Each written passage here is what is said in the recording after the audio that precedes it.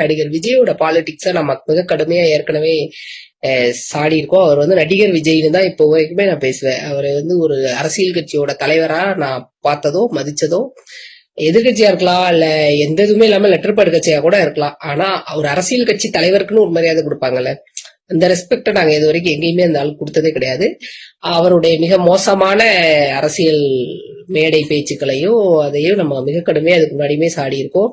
கரூர் சம்பவத்துக்கு அப்புறமா அவருக்கு வந்து குறைந்தபட்ச மனிதநேயம் கூட இல்லாத ஒரு மனிதர் அப்படிதான் நம்ம பார்த்திருக்கோம். அப்படிதான் அவர் செயல்பட்டதை வச்சுதான் அவரை நம்ம அப்படி பாக்குறோம்.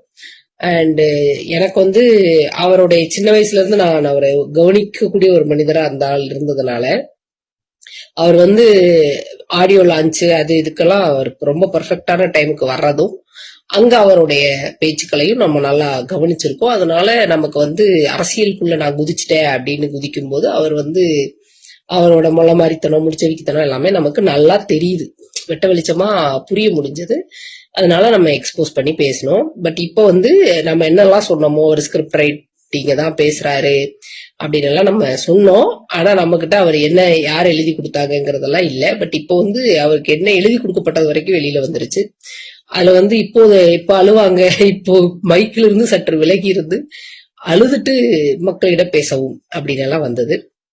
சோ அந்த மாதிரிதான் அவர் பேசிட்டு இருக்காரு. கரூர் சம்பவத்திலே அப்படிதான் பேசினாரு. அவ்வளோ ஒரு பெரிய விஷயம் நடந்திருக்கு, அவ்வளோ பெரிய விபத்து, அவ்வளோ மக்களுக்கு அது பிரச்சனை, அவ்வளவு மக்கள் துடிச்சுக்கிட்டு இருக்காங்க.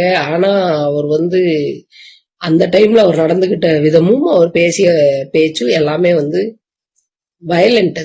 அது மிகப்பெரிய வன்முறை. சரி, ஓகே. அது இப்போ விஜய வந்து நாங்க கடந்துட்டோம். அந்த அவர் வந்து இங்க ஒரு எதிர்கட்சினோ இல்ல அவர் வந்து அவர் ஒரு அடையாளம் உள்ள கட்சியாவோ நாங்க பாக்கல. டிஎம்கே சப்போர்ட்டரா நான் அப்படி ஒரு காலம் பார்க்கல. ஆனா எனக்கு அதுக்கு பின்னாடி இருக்காங்கல்ல, அங்க இளைஞர்களும் பெண்களும், அவங்க மேல எனக்கு ரொம்ப பெரிய மரியாதையும் இருக்கு, பரிதாபமும் இருக்கு. அவங்க அதுல இருந்து எப்படி மீளுவாங்க, எப்படி மீட்பாங்க அப்படின்ற ஒரு என்ன பரிதாபம்னு கேட்டீங்கன்னா, இப்போ நாங்கெல்லாம் ஒரு ஸ்டேஜ் வர எங்களுக்கு எக்ஸ்போசர் கிடைக்காது. பெரியாரோ அம்பேத்கரையோ எனக்கு எக்ஸ்போசரே கிடைச்சிருக்காது. நான் ஒரு வில்லேஜ்ல இருந்திருப்பேன். இல்ல அப்போ வந்து எனக்கு கல்லூரியிலயோ இல்ல படிக்கக்கூடிய இடங்கள்லயோ எங்கேயுமே எங்களுக்கு பெரியார் அம்பேத்கர் எக்ஸ்போசர் கிடைச்சதே கிடையாது. ஒரு 30 இயர்ஸ்க்கு அப்புறமா தான் எங்களுக்கு எக்ஸ்போசரே கிடைச்சது.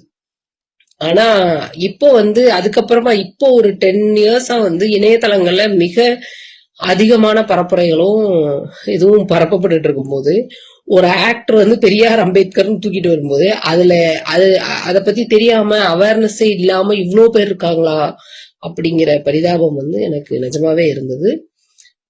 இளைஞர்களுடைய அந்த ரசிக போதை பேச்சுக்களும், ஒரு ஃபேனா இருக்கலாம். இப்ப விஜய் ஃபேனு தான் நானே என்ன எக்ஸ்போஸ் பண்ணேன். ஃபர்ஸ்ட் பேசும்போது விஜய் ஃபேன் தான், ஆனா விஜய் பாலிடிக்ஸ்க்கு வர்றத நான் இந்த மாதிரி அவருடைய பொலிட்டிக்கல் ஸ்டேஜ் ஆக்டிவிட்டிஸ் வந்து நல்லா இல்ல அப்படின்னு தான் நம்ம எக்ஸ்போஸ் பண்ணமே. ஃபேன் மோடு வேற, படத்தை வேற ரசிக்கலாம், அது ஓகே.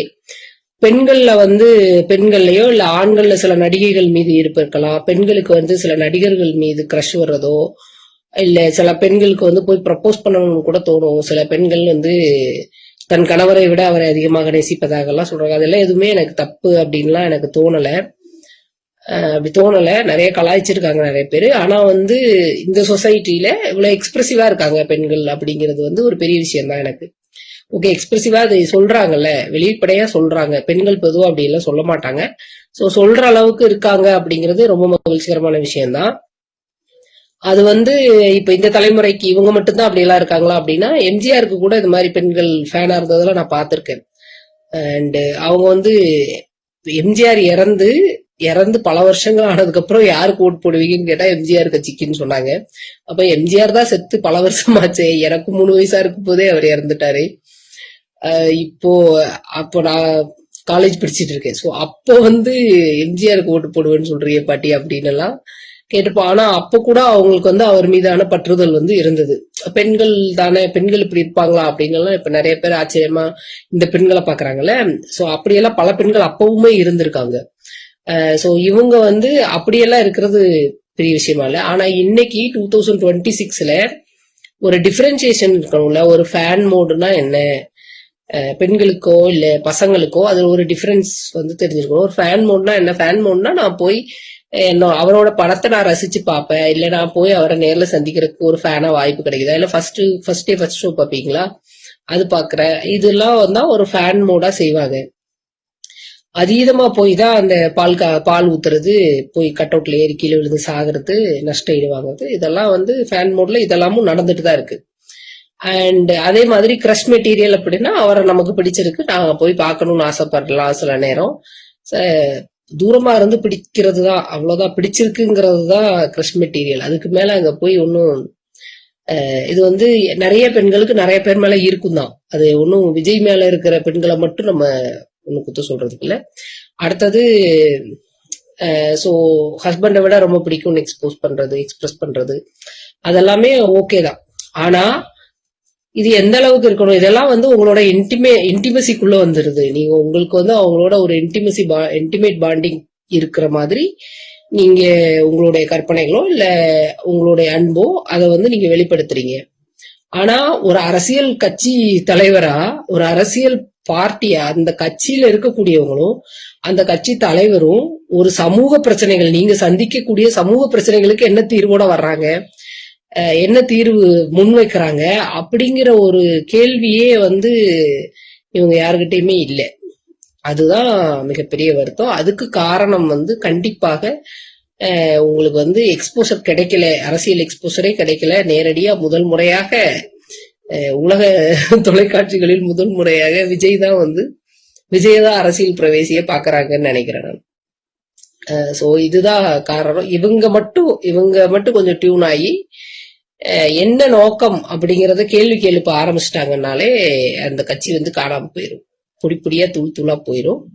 அண்ட் இவங்க மேல எனக்கு பெரிய விமர்சனம் இல்ல. தற்குறித்தனமா இருக்கிறத எதை சொல்றோம் அப்படின்னா, நீங்க ஃபேன் மோட்ல இருக்கிறதையோ, நீங்க கிரஷ் மெட்டீரியலா இருக்கிறது, அவரை பாக்குறதையோ, அவரை சந்திக்க விருப்பப்படுறதையோ, அதையெல்லாம் நாங்க எதுவுமே சொல்லல. அதெல்லாம் வந்து எல்லாருக்குமே நிறைய பேருக்கு இருக்கக்கூடிய விஷயம் தான். இப்ப எனக்கு வந்து நிறைய எழுத்தாளர்கள் பிடிக்கும், நிறைய ஆக்டிவிஸ்ட் பிடிக்கும் அந்த மாதிரி. சோ அந்த மாதிரி உங்களுக்கு வந்து அந்த சினிமா ஹீரோவை உங்களுக்கு பிடிக்குது, அதை வந்து நாங்க தப்பு சொல்லல, அது தற்குறித்தனம்னு நாங்க சொல்லல. சமூக நோக்கமே தெரியாம ஒரு அரசியல் தலைவரை எப்படி தேர்ந்தெடுப்பீங்க அப்படிங்கிறது தான், அந்த இடத்துலதான் தற்குறித்தனமா இருக்காதீங்க அப்படின்னு பலர் அக்கறையில, உங்க மேல இருக்கக்கூடிய அக்கறையில, சமூகத்தின் மீது இருக்கக்கூடிய அக்கறையில தான் அப்படி எல்லாம் திட்டுறாங்க. நன்றி.